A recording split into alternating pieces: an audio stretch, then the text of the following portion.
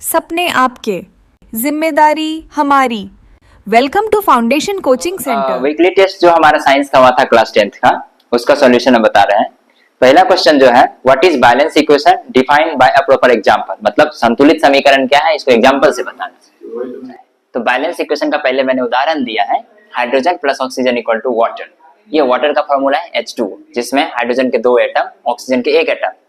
Hydrogen के 2 atom, oxygen के 2 atom मिलके पानी का एक मॉलिक्यूल से बना रहा है, जिसमें हाइड्रोजन के 2 एटम और ऑक्सीजन के 1 एटम। अब इसी इक्वेशन को बैलेंस करना है। कैसे बैलेंस होगा? हाइड्रोजन के 2 एटम यहाँ है, हाइड्रोजन के 2 एटम यहाँ है, हाइड्रोजन हमारा ओके। अब ऑक्सीजन के 2 एटम यहाँ है, ऑक्सीजन के 1 एटम यहाँ है, तो ऑक्सीजन नहीं है बराबर। ठीक है, दोनों बराबर करना पड़ेगा। बैलेंस इक्वेशन का मतलब ये होता है कि the chemical reaction in which number of mole in reactant is equal to the number of moles in product. ठीक है, तो नंबर ऑफ मोल में क्यों कह रहा हूँ, ये होता है हाइड्रोजन का एटम, 2 एटम है हाइड्रोजन का। अगर मैं आगे लगाऊं तो ये होते हैं मोल्स, ये होते हैं नंबर ऑफ एटम्स, राइट। ठीक है, तो नंबर ऑफ मोल्स जो होते हैं वो बराबर होना चाहिए प्रोडक्ट और रिएक्टेंट का, इसको कहते हैं बैलेंस इक्वेशन। अब इसमें करते हैं। अब यहाँ पे 2 हाइड्रोजन है, यहाँ पे 2 हाइड्रोजन है, हाइड्रोजन का नहीं सोचना है। ऑक्सीजन के 2 है यहाँ पे, ऑक्सीजन का 1 एटम है यहाँ पे, तो 2 के बराबर इसको करना पड़ेगा, तो 2 मोल्स लगाने पड़ेंगे यहाँ पे। अब हमने 2 मोल लगा दिया, ऑक्सीजन के 2 मोल्स हो गए, 1 एटम के 2 मोल्स हो गए, मतलब 2 ऑक्सीजन हो गया, 1-2 ऑक्सीजन हो गया, राइट। अब यहाँ पे भी 2 ऑक्सीजन हो गया, ऑक्सीजन हो गया, लेकिन दिक्कत ये हो गया कि प्रोडक्ट साइड में हाइड्रोजन 4 हो गया। अब हाइड्रोजन 4 हो गया, यहाँ पे हाइड्रोजन 2 है, अब यहाँ पे हाइड्रोजन 2 है, तो इसको भी 4 बनाना पड़ेगा। तो क्या करना पड़ेगा, 2 से फिर मोल से मल्टीप्लाई करना पड़ेगा।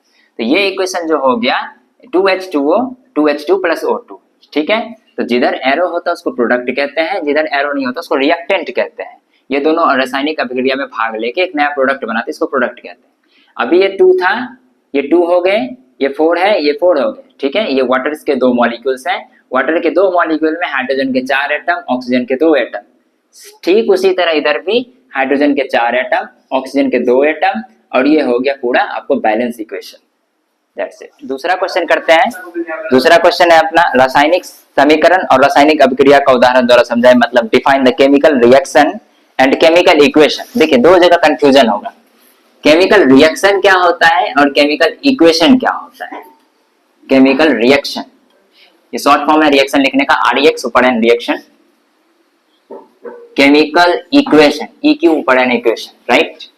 केमिकल रिएक्शन और केमिकल इक्वेशन क्या होता है? केमिकल रिएक्शन क्या होता है, अभी हम पढ़े थे H2 plus O2 equal to not give the H2, right. इसका मतलब ये होता है जब 2 या 2 से अधिक रिएक्टेंट कंबाइन होके, केमिकली कंबाइन होके या केमिकली अभिक्रिया करके एक नया प्रोडक्ट बनाते हैं, इस तरह के जो इक्वेशन का जो हम सबस्क्रिप्ट लिखते हैं, जो स्टेटमेंट लिखते हैं, उसको केमिकल रिएक्शन कहते हैं।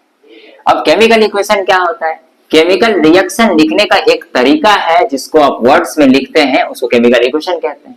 तो केमिकल रिएक्शन कैसे लिखेंगे? When 2 or more than 2 reactant, REACTANT, reactant किसको कहते हैं? जो अभिक्रिया में भाग ले रहे उसको रिएक्टेंट कहते हैं, और जो अभिक्रिया होने के बाद आता है रिजल्ट उसको प्रोडक्ट कहते हैं।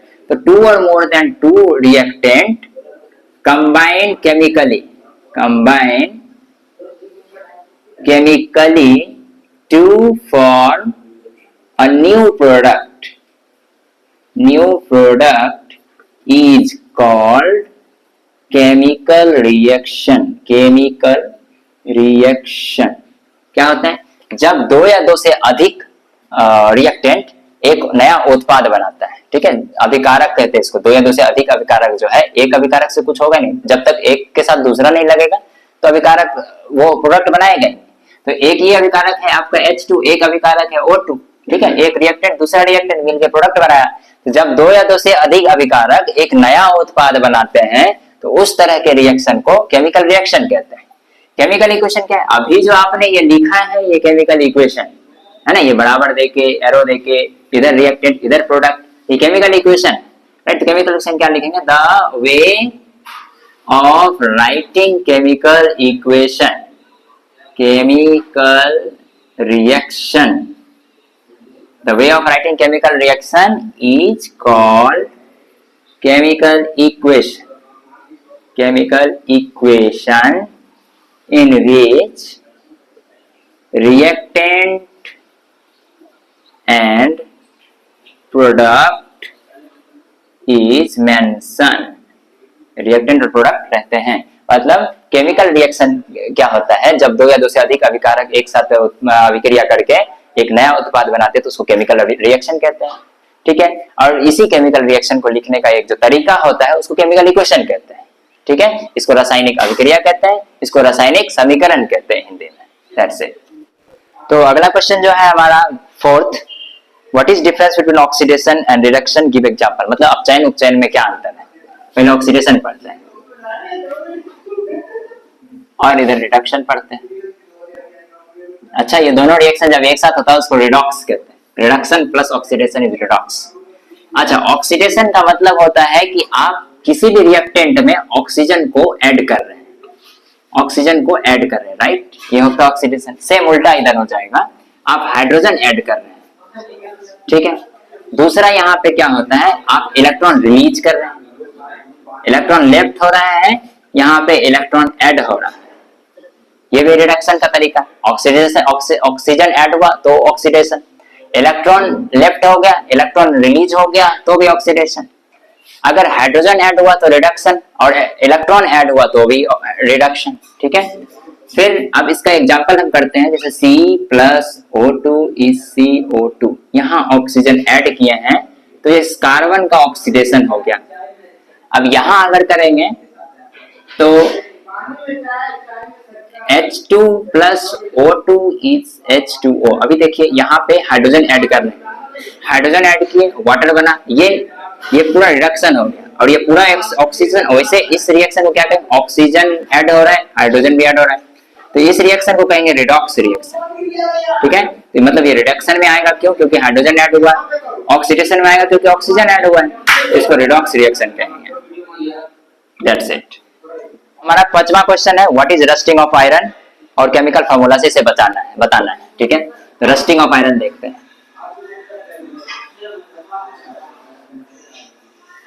रस्टिंग ऑफ आयरन, रस्टिंग का मतलब होता है जंग लगना। ठीक है, आयरन मतलब लोहा। अब सबसे पहले हम केमिकल फार्मूला से देख लेते हैं। आयरन मतलब लोहा, Fe। अब जंग तभी लगता है जब लोहा किसी ऑक्सीजन या पानी के संपर्क में आए। ये है वाटर, ये है ऑक्सीजन और ये है आयरन। ठीक है, आयरन जब ऑक्सीजन और वाटर के संपर्क में आता है तो जंग लगता है उसमें। तो इसका फॉर्मूला होता है Fe2O3 H2O, राइट, ये फॉर्मूला है। मतलब लोहा जब ऑक्सीजन और पानी के संपर्क में आए तो उसमें जंग लगता है, ये है रस्टिंग ऑफ आयरन, इसको कह सकते हैं आप रस्टिंग। ठीक है, डिफिनेशन कैसे लिखेंगे, when iron comes in contact with oxygen as well as water। पानी और ऑक्सीजन के संपर्क में जैसे ही आता है लोहे में जंग लग जाता है। अब इसका है कि प्रिवेंशन कैसे होता है। प्रिवेंशन साफ है, आप इसको ऑक्सीजन से बचा लीजिए, जंग से बचा लेंगे। ऑक्सीजन कैसे बचाएंगे भाई, इसको पेंटिंग कर देंगे, पेंटिंग कर देंगे। पेंटिंग का क्या मतलब है, ये लोहा है, लोहे के सरफेस पे आपने पेंट कर दिया ऊपर, ये लोहे के सरफेस पे एक और परत चढ़ा दिया पेंट। अब ऑक्सीजन जो है वो लोहा के सरफेस को टच नहीं कर पा रहा है तो जंग नहीं लगेगा, पानी भी टच नहीं कर पा रहा है तो जंग नहीं लगेगा, राइट, पेंटिंग बचा लिया। दूसरा होता है ग्रीसिंग। अब ग्रीसिंग क्या है, सेम एज पेंटिंग, पेंटिंग के जैसा ही ग्रीसिंग है। ग्रीसिंग क्या है, ऑयली सरफेस है, इस पे ऑयली सरफेस आ गया। अब ऑयली सरफेस जो है ये भी ऑक्सीजन को टच होने नहीं दे रहा है। वाटर तो हाइड्रोफोबिक है, ये ऑयल जो है हाइड्रोफोबिक है वाटर के लिए, तो वाटर इस पे गिरते ही नीचे निकल लेता है। ठीक है, तो वाटर भी इसके संपर्क में नहीं आ रहा है, O2 भी इसके संपर्क में नहीं आ रहा है, तो ये हो गया prevention of rusting using the grease या ऑयलिंग, या और पेंटिंग हो गया पेंट चढ़ाना, पेंट का एक परत होता है। हम एक पढ़ते हैं रस्टिंग में गैल्वेनाइजेशन, गैल्वेनाइजेशन पढ़ते हैं, इलेक्ट्रोप्लेटिंग पढ़ते हैं। ये सब तब होता है जब एक मेटल को दूसरे मेटल पे परत चढ़ाते हैं। ठीक है, गैल्वेनाइजेशन होता है जिंक वाले में, अगर जिंक का रस्टिंग पूछ दिया तो गैल्वेनाइजेशन करिए। इलेक्ट्रोप्लेटिंग आप किसी पे भी कर सकते हैं। इसमें क्या होता है, एक एनोड होता है, एक कैथोड होता है, और क्या होता है जब आप इसमें बिजली पास करते हैं उसमें एक सॉल्यूशन होता है। ठीक है, इसमें एक सॉल्यूशन होता है। जब इलेक्ट्रिसिटी पास होती है इसमें, इसका इलेक्ट्रॉन्स जो होता है धीरे धीरे इस पे जाते रहता है, सारा इलेक्ट्रॉन इस पे जाते रहते हैं। तो क्या, जैसे मान लीजिए ये कॉपर है, सॉरी ये कॉपर है, ये क्रोमियम है, तो क्रोमियम का सारा इलेक्ट्रॉन इस पे धीरे धीरे जाते रहेगा, तो कॉपर पे क्रोमियम छा जाएगा, है ना। अब जैसे आयरन पे हमने क्रोमियम चढ़ा दिया, आयरन पे क्रोमियम अगर चढ़ाते तो यही बनता है आपका स्टील। क्या करता है, ये क्रोमियम सबसे ज्यादा लेस रिएक्टिव होता है, ये लेस रिएक्टिव है, ये ना ऑक्सीजन के साथ रिएक्ट करता है ना ही वाटर के साथ रिएक्ट करता है। तो आप आयरन पे क्रोमियम का इलेक्ट्रोप्लेटिंग करके इसको रस्टिंग से बचा सकते हैं, इसलिए यहाँ पे लिख सकते हैं आप electroplating of chromium, electroplating of chromium. Chromium less reactive है, ये लेस रिएक्टिव है, इसलिए इस पे जंग नहीं लगता है। That's it.